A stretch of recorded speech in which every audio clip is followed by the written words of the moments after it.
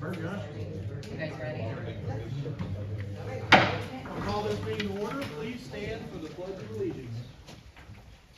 I pledge allegiance to the flag of the United States of America and to the republic for which it stands, one nation, under God, indivisible, with liberty and justice for all. Roll call, please. Sisson. Here. Zumwalt. Here. Garrow is absent. Huffman. Here. Hughes. Present. Garcia. Here. Holloway. Here. Kellenberger. Here. All right, we have a quorum, and first on here we have recognition of visitors and special guests. And Christy Kreitz from CMP, a local water expert, wanted to give us a quick update about our water situation. Thank you, Christy. All right, well, hopefully I'm here reporting the good news that most everybody already knows is the water's tasting better. When I was here the last time, we were talking about, we were still on the free chlorine burn, and some of the residual issues with taste, the chlorine taste, some of those other things. A week ago, we got back on the ammonia system. It's back up and functional. We're back on chloramines. The city's been doing flushing, trying to flush that old water out, replace it with that new water. And so everybody should be the water should taste like it used to taste, which is a great, great, great thing. And we continue to make progress out at the plant with improvements. And so I was gonna say, there's a whole host of things I could report that have been done, all great things, and the staff out there is doing a bang-up job of attacking a lot of those maintenance issues. We have gotten a couple still with the turbidity issues. We talked the last time I was here about what they really need. There was another turbidity spike. Once again, it is not a public health issue. It just exceeded at that one particular point in the system. And so there will be another notice coming out regarding that. But again, I just want to state that the drinking water is absolutely safe. That's not what that particular they call it a violation, and it exceeded that particular limit.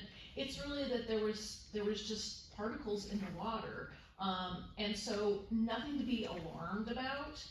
There will be a public notice, and kind of just as a very brief aside, so we've gotten the first step in the treatment process. The clarifiers have been cleaned out. They are running fantastic now. We're getting great quality water off of those. The next step in that process were sand filters. Those are scheduled to begin a rehabilitation process. Right now, tentatively, it was February the 5th. So we're really working our way through those processes. And again, that will give you a much better quality of water. You'll have your peak performance of the plant back to where it was when we started the plant up. And again, we just continue to make small improvements as we go. Christy, can I do one clarification just for the public, just to summarize what you just said? I think you just said the water's always been safe to drink per your understanding. Absolutely. It's just been a taste issue. And then the other thing is I want to say is, when did we make that switch over? How long ago did we make the switch from chlorine to the Chloramines? Yes. It was last Thursday. So, and you mentioned that the water should taste good, but one thing for the public, I want to be 100% clear. It was Our whole always system is not safe. going to be tasting the same at once. The water has to be It's- flushed. It has to, when Yes. we're getting there. So And- some might not at this point. I want to be. Yes, and if Mother Nature had been a little bit more agreeable, we would get there faster. But with these really low temperatures, we just can't safely do the flushing that we would have loved to have done. Basically, that would have been opening up hydrants at different ends of the system to get all of that water flushed out. City staff did try to do some of that as we could when the weather was conducive. But as it's used and it flushes through the system, you're going to continue to just get better and better and better. And we've made that switch, so it should eventually happen.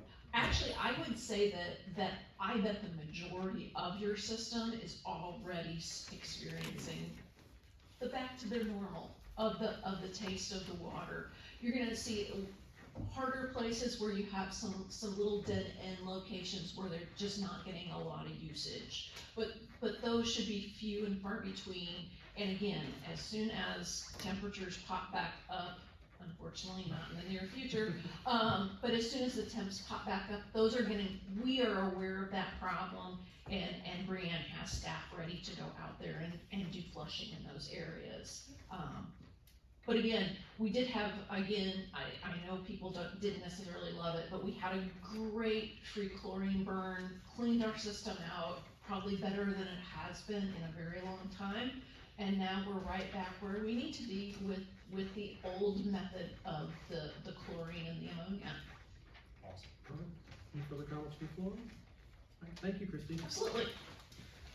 All right, next on the agenda here, we have the city report, and there's two big things I wanted to talk that have been hot button topics for the public. I just wanted to give you updates. Number one, hunting in public spaces around the lake and other areas owned by the city.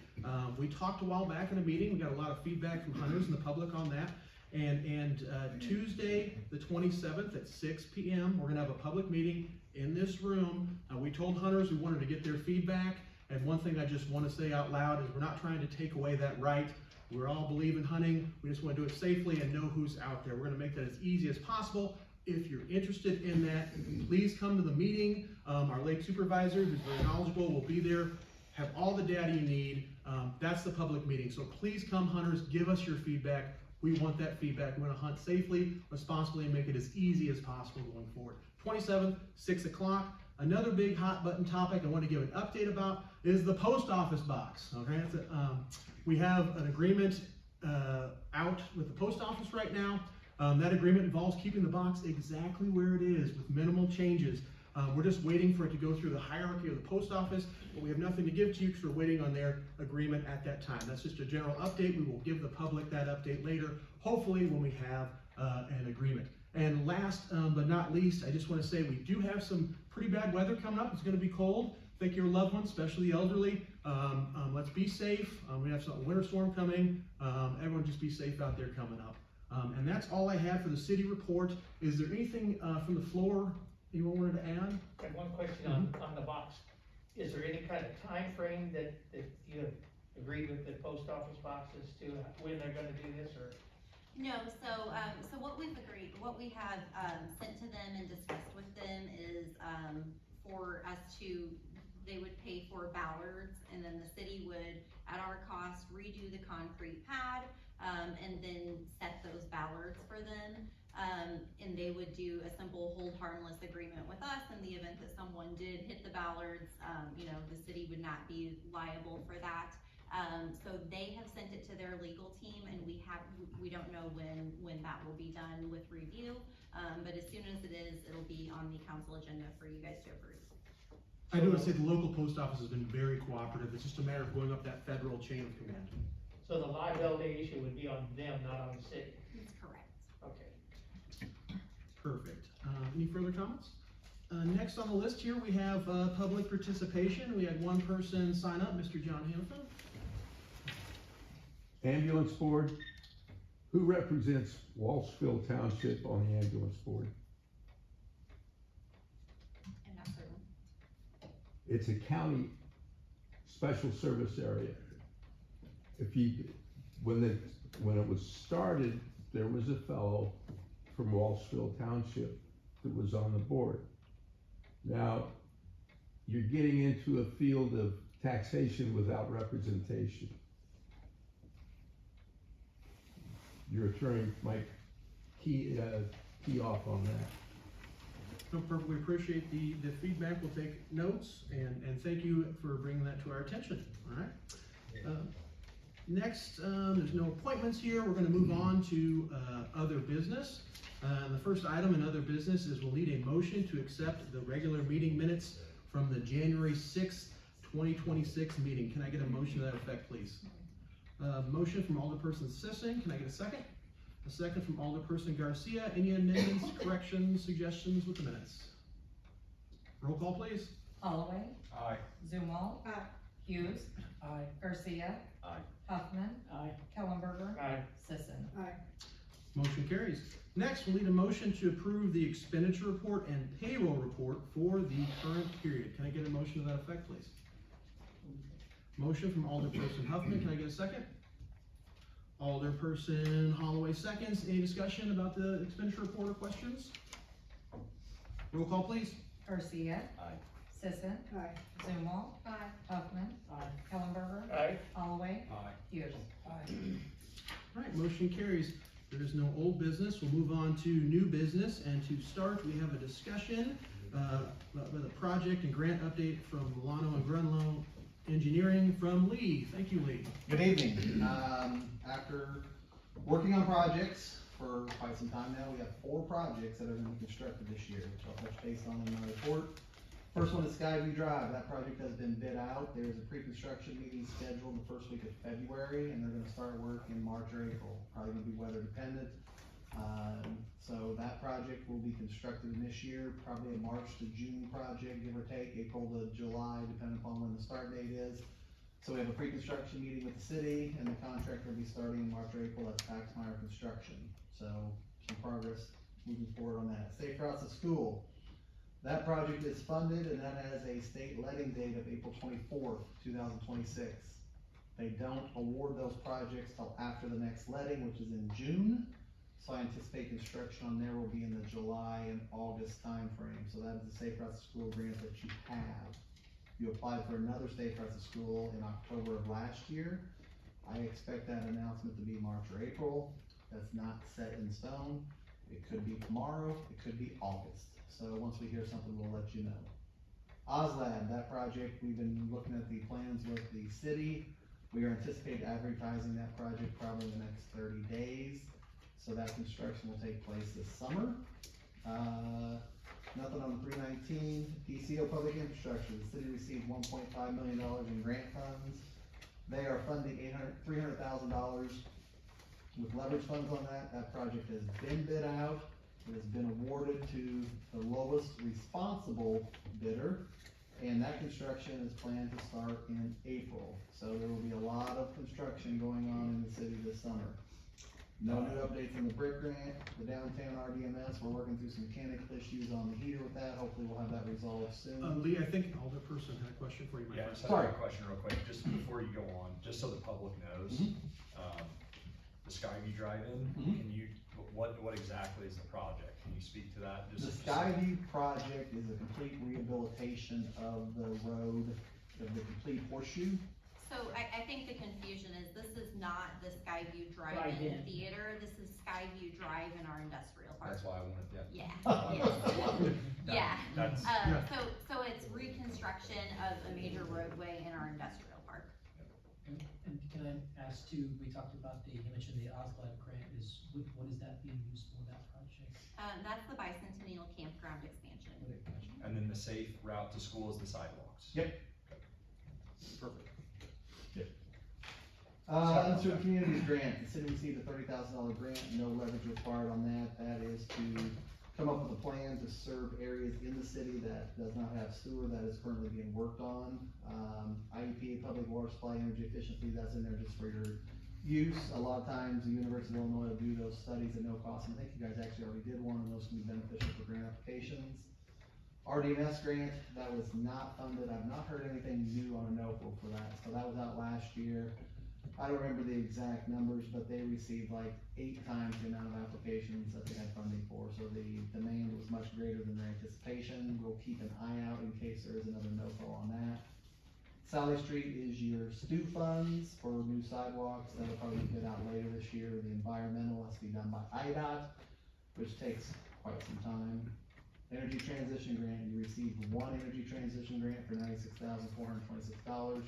That is being used to pay for the engineering on your DCO grant that was going to be bid out.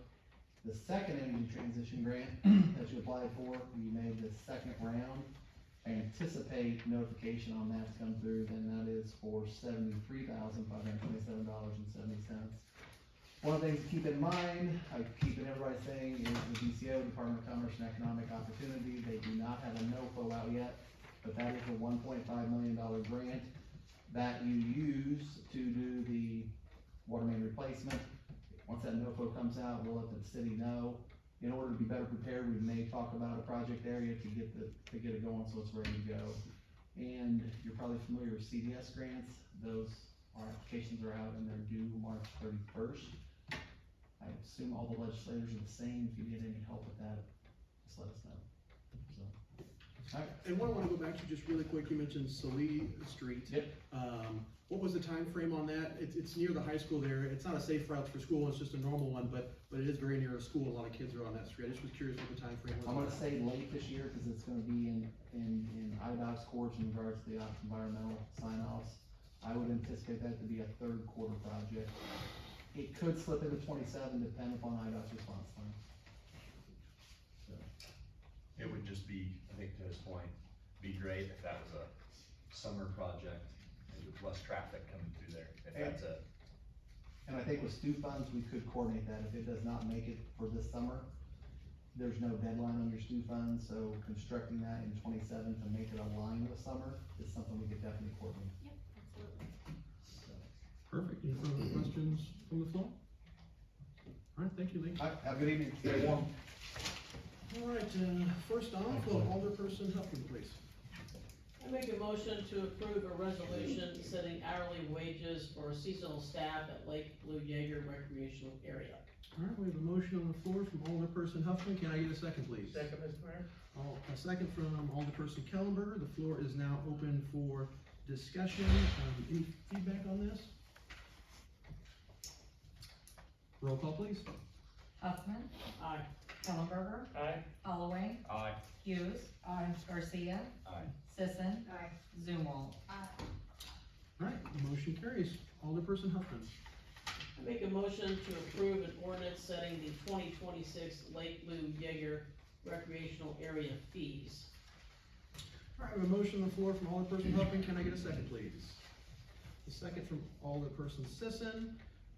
Any discussion on this? Do anything major? Okay, nothing changed. Perfect. All right, let's get a roll call then. Zumwalt. Huffman, Aye. Kellenberger, Aye. Holloway, Aye. Hughes. Garcia. Aye. Sisson. Motion carries. Alderperson Huffman, you're up again. Make a motion to approve the 2026 lease agreements and rules and regulations for both the lakefront seasonal camping and the bicentennial campground seasonal camping. All right, we have a motion on the floor from Alderperson Huffman. Can I get a second, please? A second from Alderperson Zumwalt. I would like to know just what were the changes that with the fees on this one. I would like to go over that. There are The no year changes. change. Just the year. Just to hear there's no fee changes? No, sir. Everything's Perfect. the same. That public's gonna like to hear that. Love to hear that. Any further discussion? Roll call, please. Holloway, Aye. Hughes. Garcia. Aye. Sisson. Zumwalt. Huffman, Aye. Kellenberger. Aye. Motion carries. Next up, you guessed it, Alderperson Huffman. Make a motion to approve the purchase of a self-service ice and water vending machine from Everest Ice and Water Systems for an amount not to exceed $41,125.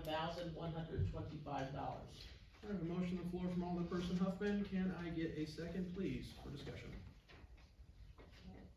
A second from Alderperson Zumwalt. The floor is open for discussion if there's any questions about this one. Just want to clarify, who is going to be responsible for paying for this? The city, the lake department. And was it budgeted and was it, It was not budgeted. That was the question I was gonna ask, so if it isn't budgeted, how are we gonna pay for it? So we do have, the lake department is part of the general fund. This was not an anticipated expenditure that was, outlined in the lake department, but the general fund does have ample funding to purchase this.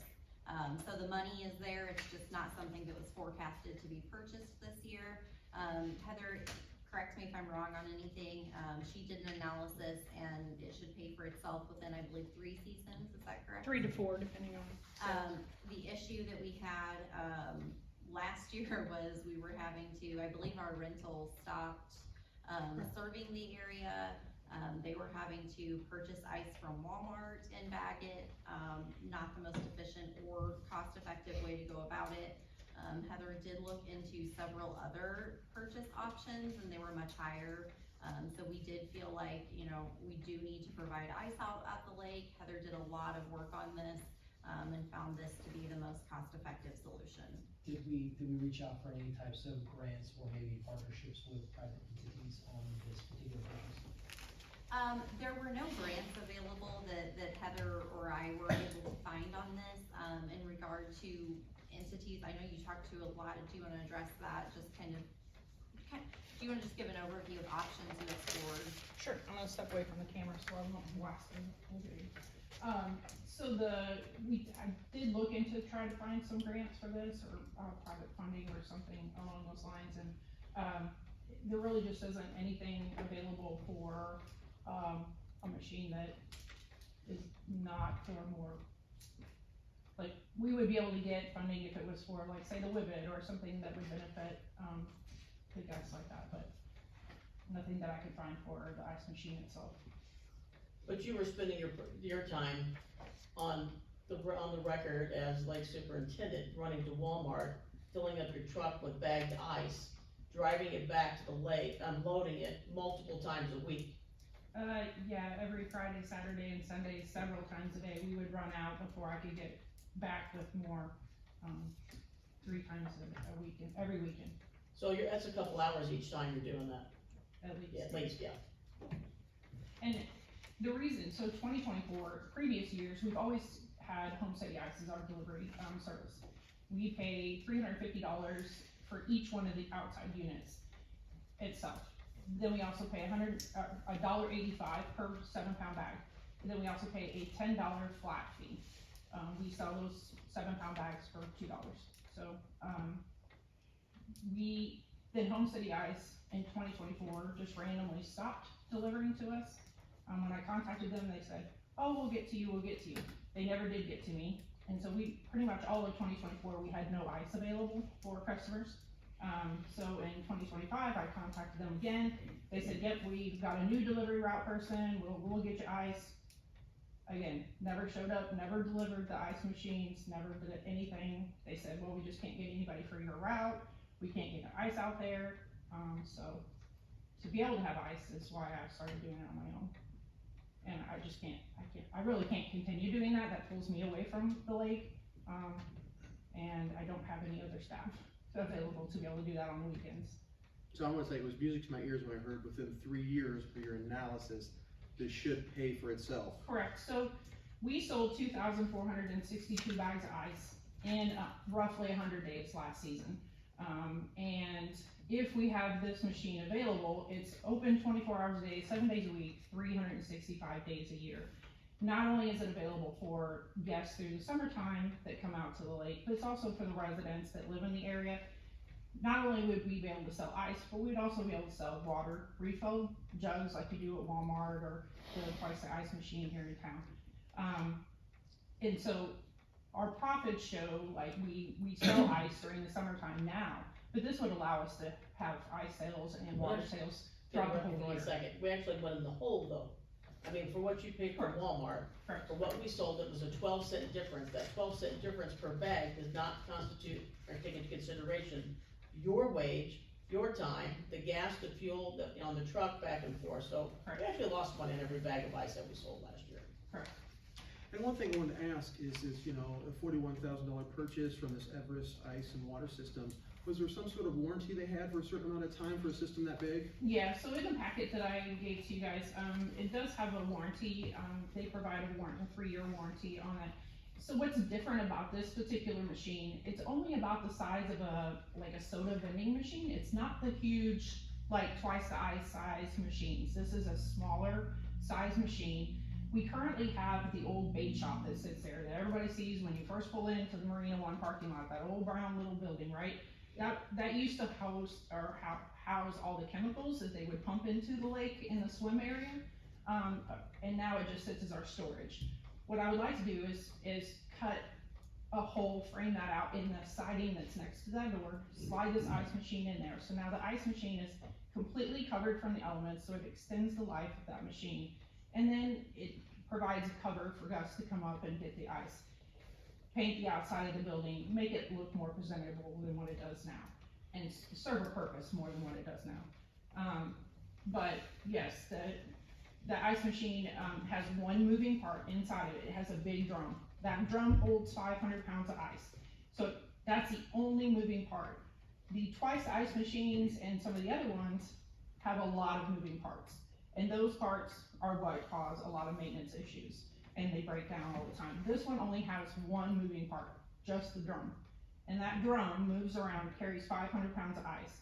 Say you come up and buy 10 pounds of ice, it immediately will refill that 10 pounds to keep it at 500 all the time.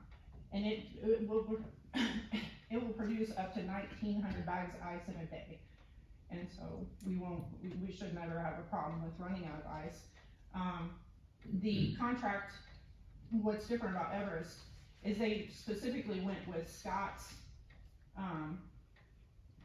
because Scott's, I forget what the name of that place is, it's Scott's something. They, are the ones that do all the servicing for McDonald's. And the reason they went with them is because pretty much everybody has McDonald's around, so you need to be able to get a service tech out fairly quickly if we would have an issue with the drum. And Heather did go, try one of these Everest Mhm. ice machines and. Staunton just has one in. Yeah, and was able to get ice very easily, Yep. so we do have firsthand knowledge that these do work, we know what they look like, she's seen them in person. And it's filtered water, I mean, you're getting nice clean water out, you know, if you want to, for your drinking water and your ice. Correct. I did ask Heather some questions, before the meeting, and then, I had some time today, and I did look, and other ice machines really are 150, 175,000. And they take up a lot more room than this does, Mhm. so, cause initially I'm like, that's a lot of money for an ice machine. It is. I did some Googling too, because Yeah. I thought, oh my gosh, there has to be. But it's Somewhat true, I mean, cost-effective it's a relatively solution, cheap, It is. and the reviews on it that I saw were very good, because of the amount of ice that it does in a day, Mhm. and the fact that it, doesn't have all those parts. The only thing I questioned, and this is just me, I would rather take cash, because I don't always have my debit card, but I understand it's, you know, then you have to have somebody clean it out, you have to make sure, I don't like to put 50 cents on my debit card, I just don't, but, that's the only, and it is an option, it's just Correct. a more expensive option. Yes, well, it actually isn't. I talked with the rep today, and if we would wanna add that on, we absolutely could, and there would be no charge for that, and they would give us two, one to put in, and then the second as a spare, because he said they do jam up a lot. And so that's why they don't install them directly on the machines, because those dollar bills, cause people have, They wet crumple pockets up, and, yeah. and so he said they will jam up, so we would just be able to, myself or my staff would be able to go down and just pull that one out, put the other one in, and fix the jam, and so we'd always have one on standby. So it is something that we can do, and I do, daily deposits for our, daily boat stickers anyway, so it wouldn't be a problem to. Is it something that we could add later if we find out that people do want the cash option, then So- maybe we could put it in at a later time, or is it gotta be now? He would suggest now, just because they're creating that machine for us, and so, if we want to add that as an option, which I agree with you that, I went back and forth on that as putting as an option or not. The other cool feature about this particular machine and what they do is they have an option to where you can tap a gift card on it. So let's say if somebody has a lake lot and they know they're gonna buy ice and water all season long, and they could go into the marina store, we could have those gift cards there, or even the beach house for that matter. And they could put $50 on it or $100 on that gift card, and then just keep that gift card in their boat or wherever. Then they would be able to use it all season long, or even into the next season, or however long, if they didn't wanna carry cash with them. My other thought would be, and I know it wouldn't be as much cash as an ATM or something, Yeah. but you do then have to worry about people trying to break Breaking into this. the machine, yeah. That was my other concern, and, we do have cameras out there all over the place, so, I mean, if that would be the case, we would have that on camera, so. If someone has cash, it's gonna be, where's it gonna be located, the machine, at the beach? So when you first go down the hill there, when you turn into Marina One parking lot, that little brown building that's sitting there, we're gonna put it right there at that So brown. I guess my question is, just to kinda answer hers, is, people that carry cash and don't wanna use their debit card for 50 cents, there's somewhere nearby where they could maybe go and go pay somewhere and get a card to go Yep. swipe for them. Yep, right there at the Marina store or the beach house. We would be able to sell them both at either location, so if they would want to put cash onto one of those cards, they could absolutely do that. He said they could also create a QR code that you could scan with your phone and be able to pay that way. No options. Any further discussion on this? Thank you, Heather, for all that work. Thank you. I think we're ready for roll call, please. Kellenberger, Aye. Holloway, Aye. Hughes, Nay. Garcia, Aye. Sisson. Zumwalt. Huffman. Aye. Motion carries. Alderperson Huffman, please. I'd like to make a motion to approve a kayak self-service kiosk station to be purchased from Outdoor Vending Solutions for an amount not to exceed $13,268. All right, we have a motion on the floor from Alderperson Huffman. Can I get a second, please?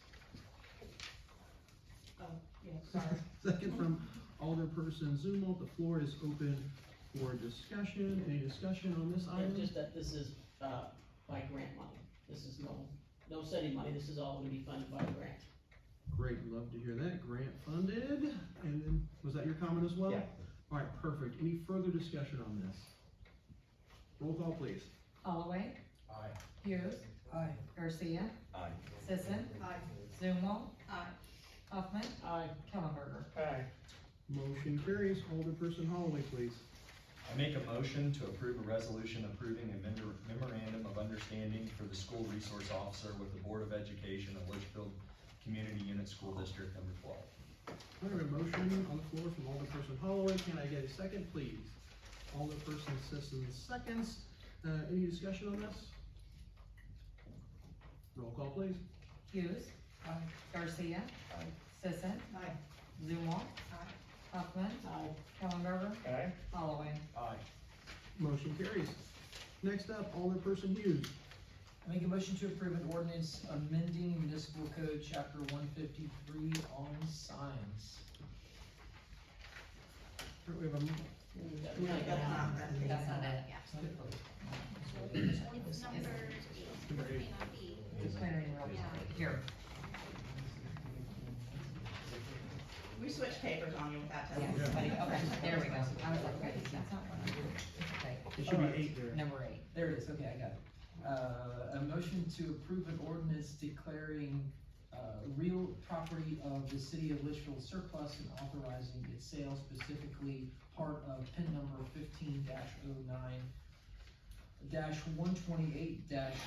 15-09-128-008 and part of PIN number 15-09-128-005. All right, we have a motion on the floor from Alderperson Hughes to discuss this issue in front of the public. Can I get a second, please? Second from Alderperson Holloway, and I just wanna kick off, I'm sure a lot of you are here for this issue. This is the American Legion building adjacent to Walton Park. One thing I wanna get out there is this was not currently part of the park, it is adjacent to the park. Walton Park is staying exactly where it is, it's not gonna be housing. We had an outside person come in and they were interested in potentially buying some ground from the city. So we brought that, we discussed it a little bit, and now I want to talk about it in front of the public because there was 2 avenues we could take. And my understanding online, I'll let you guys take the floor here, is we had a lot of people reach out and say, don't rush into a decision, we love Walton Park, let's see what we can do with that space. That's my understanding. I know all of you have had a lot of big conversations. If anyone wants to add to that, I'd be more than happy to hear the conversations you've had and been presented. Sure. So I just want to say, just in complete transparency, I do appreciate the public posts and getting public opinion and getting that discussion out there. Obviously, I represented the quote-unquote opposition, right, to that, from this side of the room to that side of the room. That's what she was referencing. My initial and my personal feelings on the issue are always to look out for the city, both liability-wise and fiscally responsible. And I know there's a lot of things that go into that. I think differencing opinions and disagreements are wonderful. That's how we get the best democracy. It's how we get the best policy going forward. So what did I do? I created a survey and I put it out there to the public on social media, right? To get that feedback, right? And I'll stand before the public today and say, I was on the wrong side of that coin, right? The people spoke, and I listened to your opinion. I value your opinion. It's what I promised to do. It's what I'm elected to do. So I value your opinion. I do change my stance on that publicly, I will say. And that's what's great about democracy. I think that gives us an opportunity. There is no final decisions made. You can have opinions, but there is no final decisions until you come in here and vote. So tonight, I plan to change my opinion, and I want to publicly apologize if there was any kind of personal disagreement between you and I. I love the public engagement. I love the feedback from our community.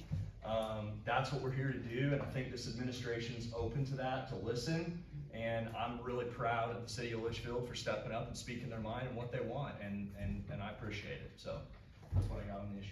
Perfect. And then one other thing I do want to mention is the reason we're talking about bids and is because any city property that we get has to be surplus, and we're going to put that out to bid. The person that came to us isn't going to get first dibs. They're going to have to bid if we were to decide to bid on this. And all we're making up our minds on tonight is, do we want to do that? Put it out for bid, yes or no? There's lots of things on the floor that have been discussed with the public. We, as a council, from my understanding, are going to discuss all options, research, look at grant funding, see what's the best use for that property and make an informed decision. That's my understanding of the situation.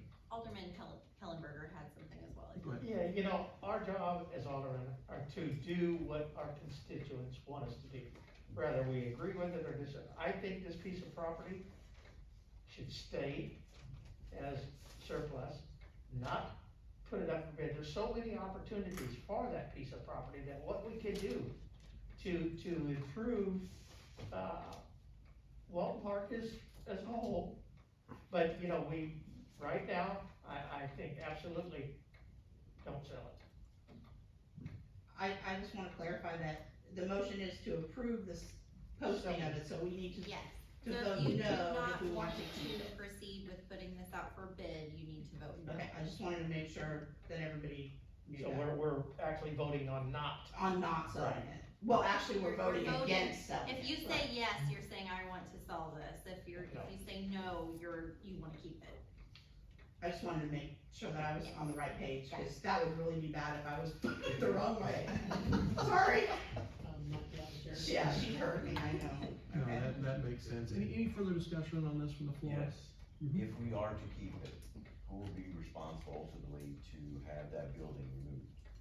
Will that be the city and the taxpayers? Yeah, it's sitting on our property. It's be our responsibility at this point. As of now. But I think one thing that's been thrown out there is hopefully if we can find a good use for it, there's lots of grant opportunities to improve the light. And that building, I just want to say for the public, it's been inspected. Gary, you can add, it's not in the best of condition after being empty for It's a in long very horrible condition right now. The park district actually has a report, they had it inspected, and Steve's offered to get that to us Steve Bryant, if we want it. He'd have to find it, it's probably been, do you remember how long he said, 6 years ago maybe? I think so, yeah. But they do have that inspection, so if that would help us. I mean, I'm it's sure. obvious. If you Yeah. walk into that building, you're Is gonna it turn an around and walk right asbestos out. report or? He didn't remember if there was an asbestos report, cause I specifically asked him, and he didn't remember that Okay, part. I can reach out to him. But he did offer to share it if we were interested. Perfect. Any further discussion? All right, roll call please, and just for clarification, no means we want to keep it as is, yes means we want to bid it out. All right, Garcia, Nay. Sisson, No. Zumwalt. No. Huffman. Kellenberger, No. Holloway, No. Hughes. Nay. all right, motion does not carry as presented. Let's move on to item number 9. Alderperson Hughes, please. I'd like to make a motion to accept the proposal from Mike Clays for landscaping services for an amount not to exceed $31,450. All right, we have a motion on the floor from Alderperson Hughes. Can I get a second, please? A second from Alderperson Zumwalt. Any discussion on this topic? And this is all donation as well, this is not taxpayer funding. Correct. Just wanted to put that up. Perfect, And they did look really nice last year. I agree. Roll call, please. Sisson. Zumwalt. Aye. Huffman, Aye. Kellenberger, Aye. Holloway, Aye. Hughes, Aye. Garcia. Motion carries. Moving on to item number 10, Alderperson Zumwalt, please. I make a motion to approve resolutions approving and authorizing demolition agreements for structures on 1522 North Jackson, 1224 South Franklin, and 404 North Walnut. All right, we have a motion on the floor from Alderperson Zumwalt. Can I get a second, please? I'll go with Alderperson Huffman for the second, who's closest to me here. All right. Any further discussion on this? Roll call, please. Zumwalt, Aye. Huffman, Aye. Kellenberger, Aye. Holloway, Aye. Hughes, Aye. Garcia, Aye. Sisson. Aye. All right, motion carries. Next, we'll need a motion to enter into executive session as allowed under the Illinois Open Meeting Act as found in Chapter 5 of the Illinois Compiled Statutes, Section 120, to address these certain and restricted items. I'll let you take it away. Yes, discussion of minutes of meeting lawfully closed under this act, whether for purposes of approval by the body of the minutes or semi-annual review of the minutes as mandated by section 2.065 ILCS 120-22C21, the setting of a price for sale or lease of property owned by the public body, 5 ILCS 120-226, the appointment, employment, compensation, discipline, performance, or dismissal of specific employees of the public body, 5 ILCS 120-22C1. All right, can I get a motion to enter into executive session, please? A motion from Alderperson Zumwalt Second. and a second from Alderperson Kellenberger. Roll call, please. Zumwalt, Aye. Kellenberger, Aye. Sisson, Aye. Hughes, Aye. Garcia, Aye. Holloway, Aye. Huffman. Aye. All right, motion carries. We are in executive session. Public, if you would please make your way out, I would appreciate that. Thank you very much.